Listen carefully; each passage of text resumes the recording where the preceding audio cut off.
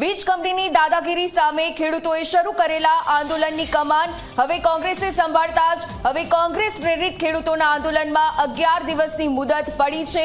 જી હા, અમદાવાદના ઓગણેજમાં કોંગ્રેસે સભા કરીને આજની રેલીને પૂરી કરી છે। ઝી 24 કલાક સાથેની વાતચીતમાં કોંગ્રેસના આગેવાન લાલજી દેસાઈએ કહ્યું કે ગાંધીનગર સુધી રેલીની મંજૂરી ન હોવાથી 11 દિવસનું સરકારને અલ્ટિમેટમ આપવામાં આવ્યું છે। ઓગણજમાં સભાના સ્ટેજ ઉપરથી પણ 11 દિવસની મુદતની કોંગ્રેસના નેતાઓએ જાહેરાત કરતા જ આજનો ગાંધીનગર કૂચનો કાર્યક્રમ મોકૂફ રહ્યો છે। લાલજી દેસાઈએ કહ્યું કે આ મહિનાની આખરી તારીખે એટલે કે 30મી જૂને ખેડૂતો સાથે રાજ્યભરમાં તેઓ રસ્તાઓ પર ચક્કાજામ કરશે। આજે રેલીને મંજૂરી ન મળી હોવાથી તેમણે સરકારને 11 દિવસનું અલ્ટિમેટમ આપ્યું છે। આપણે સરકારને અંધારામાં રાખીને વાત નથી કરતા।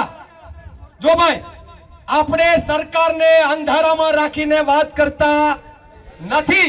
આ જગ જાહેર ચોરે ને ચૌટે 11 દિવસની એમને મહેતલ આપી છે। આ 11 દિવસે ના માને, હું તો કહું છું 26માં 2 દાડા વધારીએ સરકારને, કયા આવે હરખો કરો, વાર હારો કાઢો।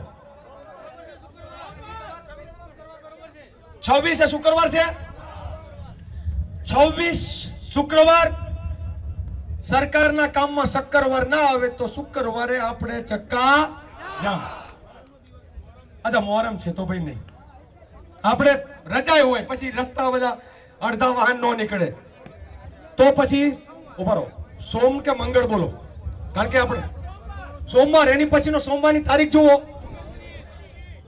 29 તારીખે 29 તારીખ કે 30 તારીખ બોલો, 29 કે 30, 29 કે 30 તારીખ 30 જૂન ચક્કાજામ નો નારો આજથી આપણે ચાલુ કરો સોશિયલ મીડિયામાં ને બધામાં। અને આજથી આ મંચના માધ્યમથી આ બધાની આશા અપેક્ષાએ મેં કીધું કે ગુજરાતમાં જેનામાં ત્રેવડ હોય, જેને જ્યાં રસ્તા રોકવા હોય, કોઈ ના પાડનારું છે